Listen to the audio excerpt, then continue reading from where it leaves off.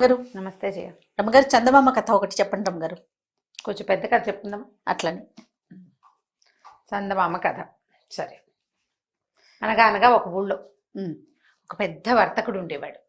ఆయనకి లేక లేక ఒక కుమారుడు కలిగాడు. వాడి పేరు జయపాలుడు. అయితే ఈ జయపాలుడు కొంచెం పెద్దవాడయ్యాక తండ్రి పాపం అప్పటికే లేక లేక కలిగాడు కదా, కొంచెం ఆయన పెద్దవాడైపోయాడు.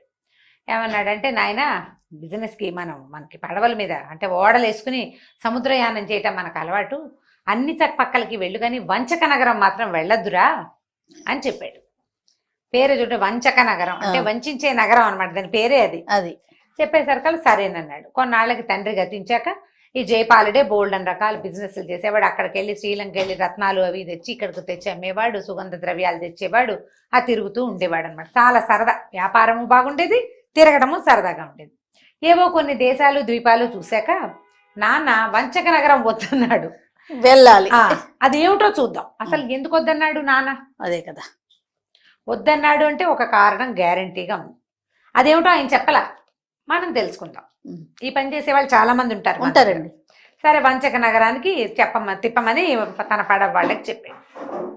సరే, అప్పటికి అతని దగ్గర 3 ఓడలు ఉన్నాయి. ఈ 3 ఓడలని ఆ వంచక నగరం వైపు తిప్పించాడు.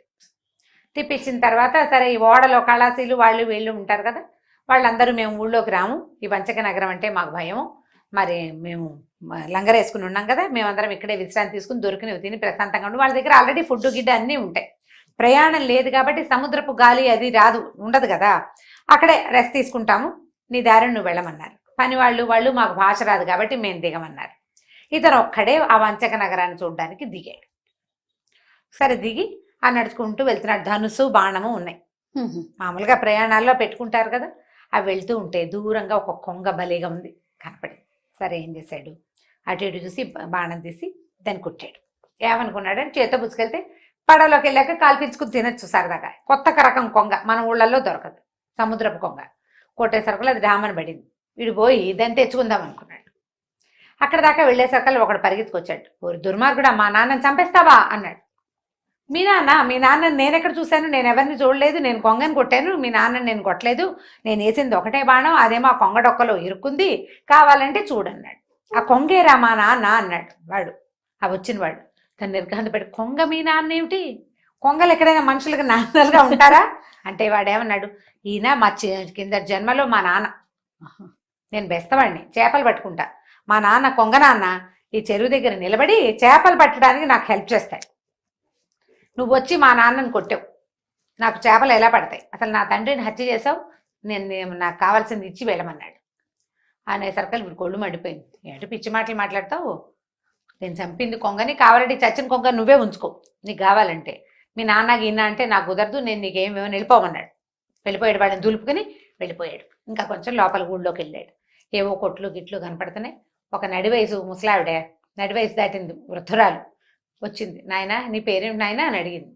మనవాడికి ఏం తెలుసు, జయపాలుడండి, ఫలానా ఊరండి, ఫలానా ధనపాలుడు కొడుకునండి అన్నాడు. అనగానే, ఓరు నాయన నువ్వురా నాయన అని కావలించుకుని ఏడ్చింది ఆవిడ. మీ నాన్న ఇది వరకు ఈ ఊరు వచ్చి నన్ను పెళ్లి చేసుకుని వదిలేసి వెళ్ళిపోయాడు, మనోవర్తి కింద నాకు ఒక పడవ ఇస్తానని చెప్పాడు, వెళ్ళిపోతూ నా పడవ నాకు ఇచ్చి కదులు అంటుంది. అసలు మా నాన్న పెళ్లి చేసుకుని వీటికి ఒక డౌట్ వచ్చింది, వంచక నగరానికి వెళ్ళదన్నాడు నాన్న, ఇక్కడ ఖాతా ఉందా అని డౌట్ వచ్చి, మా నాన్న అలాంటి వాడు కాదు, ఇప్పుడు లేని నాన్నకి నేను ఇది ఇవ్వాలంటే మనోవర్తి ఇవ్వాలంటే నేను ఎక్కడ ఇస్తాను, అసలు నువ్వెవరో తెలీదు, నేను నీకు మనోవర్తి ఇవ్వాలంటే మా నాన్న నాకు చెప్పాలి, ఆయన నాకేం చెప్పలే, నేను చచ్చినా నీకు మనోవర్తి గిన్నెవర్తి వెళ్ళిపోమని. అక్కడి నుంచి బాగా ముందుకెళ్తే సరే, గడ్డం అది పెరిగి ఉంది ఇతను, కొంచెం తనుకుంటే మొహం బరగ్గా ఉంది. ఒక క్షురకుడు ఒక అతను కూర్చుని ఉన్నాడు. ఏమో క్షౌరం చేస్తావా అని అడిగాడు. చేస్తాను బాబు అన్నాడు. ఏమేమంటావంటే నన్ను సంతోష పెట్టండి బాబు అన్నాడు. సంతోష పెట్టడమే కదా, దానిదేముంది అని కూర్చున్నాడు. చక్కగా వాడు మొహానికి నున్నగా సబ్బు గిబ్బు రాసి క్షవరం చేశాడు. ఈయన మామూలుగా పావలా ఇస్తారు. జయపాలుడు వ్యాపారస్తుడు కదా, పైగా 3 పడవలు ఉన్నాయి, జేబులోంచి ₹1 వెళ్ళదీసి అతని చేతిలో పెట్టాడు. పావలా ఇచ్చే చోట రూపాయి ఇచ్చాడు. ఆ రూపాయి వీడు మొహాన్ని కొట్టాడు వాడు, అవతల వాడు. నన్ను సంతోష పెట్టమన్నా, ఈ రూపాయితో నేను సంతోష పెట్టల్లా అనేసరికి ఇతనికి అర్థం కాల. అదేమిటి, పావలా ఇచ్చే చోట నేను 4 పావలాలు ఇస్తే నువ్వు సంతోషపడకపోతే నాదే తప్పు, తీసుకుంటే తీసుకో లేకపోతే లేదు, సంతోష పెట్టడం ఏమిటి, నేను చేయను అన్నాడు. అక్కడి నుంచి వెళ్ళిపోయాడు. ఇంకా అలా తిరుగుతూ ఉంటే రాజభట్లు వచ్చి పట్టుకున్నారు. పట్టుకుని రాజుగారి దగ్గర తీసుకుపోయారు. ఏమిటంటే ఈయన మీద 3 అభియోగాలు ఉన్నాయి. ఊళ్ళోకి వచ్చి ఈయన 3 తప్పులు చేశాడు. రాజభట్లు అన్నారు, నువ్వు లోపలికి వచ్చేసి నువ్వు ఇది సంగతి చెప్పుకుంటే కానీ కుదరదండి, రాజుగారు రమ్మంటున్నారని లాక్కుపోయారు. రాజుగారి దగ్గర తీసుకెళ్లారు. పెద్ద సభ తీర్చారు. లోపల ఉన్న 3 ఎవరు? ఒకడేమో బెస్తవాడు, మా నాన్నని చంపావన్నవాడు. రెండోవాడ మనోవర్తి కోసం అడిగిన ముసలావిడ. మూడోవాడేమో క్షౌరం చేసిన క్షురకుడు. ఏమిటంటే నన్ను సంతోష పెట్టలేదు. బాగున్నాయి. బాగుందిగా. సరే రాజుగారు అన్నాడు, వాళ్ళ నాన్నని చంపి వాడి జీవికను పాడు చేసావు కాబట్టి వాడికి ఒక ఓడిచ్చేయాలి నువ్వు అంటే లిస్ట్ అడుగుతారు ముందు. నీదే ఊరు, ఎక్కడి నుంచి వచ్చావు, ఏం చేస్తావు, నీ దగ్గర ఏముంది, అది ఉంది, ఇది అడుగుతారా? అడిగినప్పుడు వీడు మొత్తం నా దగ్గర 3 పడవలున్నాయి, రంగరేసి అక్కడ పెట్టొచ్చాను అన్నాడు. చెప్పంగానే ఓ పడవ వాడి నాన్నని పోగొట్టి వాడి జీవికను పోగొట్టినందుకు ఒక పడవ వాడికి ఇచ్చేయి. Okay okay. మనోవర్తి కింద మీ నాన్న ఇవ్వాలి కదా ఈ ముసలావిడికి, ఆవిడికి ఓ పడవ ఇచ్చే.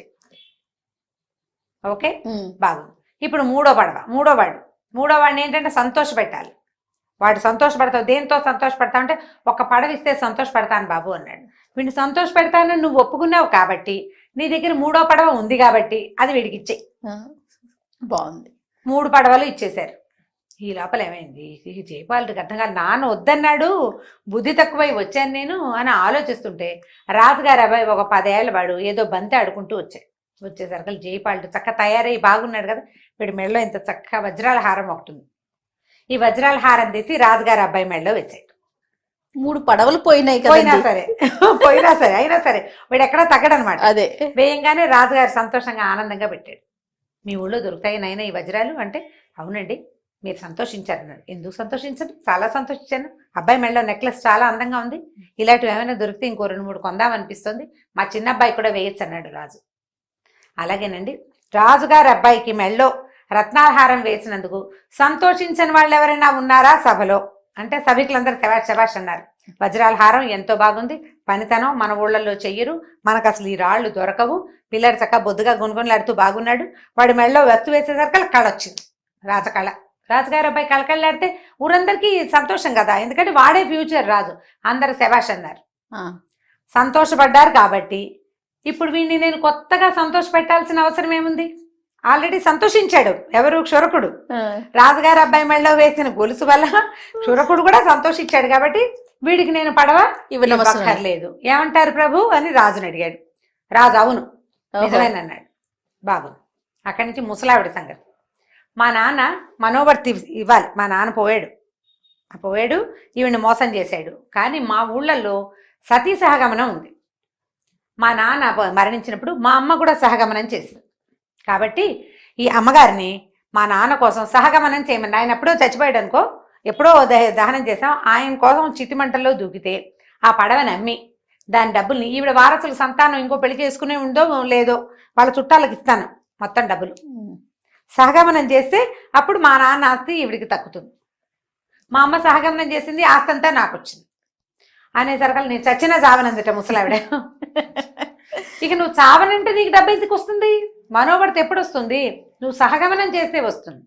నువ్వు భర్తతో కలిసి ఉండాలి, సహజీవనమైనా ఉండాలి, సహగమనమైనా ఉండాలి. మొగుడుతో లేవు, ఆయన పోయాడు, నువ్వు గమనం చెయ్యి, నీకు డబ్బు ఇచ్చేస్తా, నేను చచ్చిన చావనని అనేసరికి రాజు అన్నాడు, అయితే నీకెందుకు డబ్బు, నీకు అక్కర్లేదు, అబ్బాయి క్యాన్సిల్. రెండో పడవ కూడా క్యాన్సిల్ అయిపోయింది. ఇప్పుడు 3వ వాడు ఉన్నాడు బెస్తవాడు. అప్పుడు ఏం చెప్పాడంటే, కాదండి మా నాన్న చనిపోయిన సంగతి మీకు ఇప్పుడే కదా చెప్పాను ప్రభు, ఇప్పుడు సహగమనం చేయమంటే ఈ అమ్మగారు వద్దంటోంది.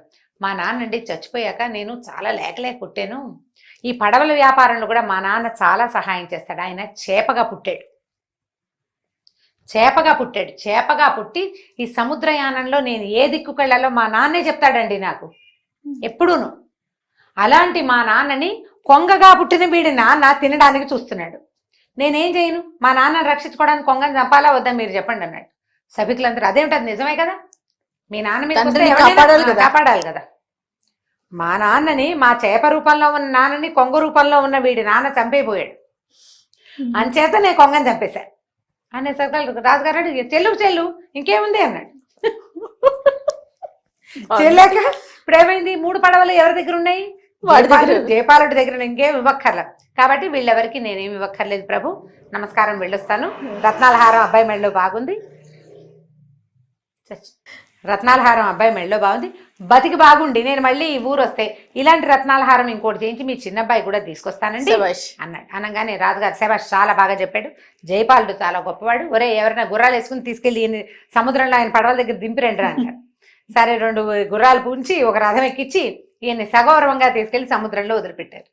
ఆ జయపాలుడు బతుకు జీవుడా, ఇంకెప్పుడు ఈ ఊరు రాకూడదు, మా నాన్న సరిగ్గానే చెప్పాడు, ఏదో ఐడియా తట్టింది కాబట్టి బతికి బయటపడ్డాం, లేకపోతే 3 పడవలు వీళ్ళ పాల చేసి వాడు అక్కడే పడి ఉండేవాడు, అంతే, ఇంకెట్టా వెళ్తాడు, ఇదేం పెట్టి వెళ్తాడు అని అనుకుని ఇంకా ఎప్పటికీ వంచక నగరం వచ్చే ఆలోచన చేయకుండా పడవలు వేసుకుని ఇంటికి వెళ్ళిపోయాడు.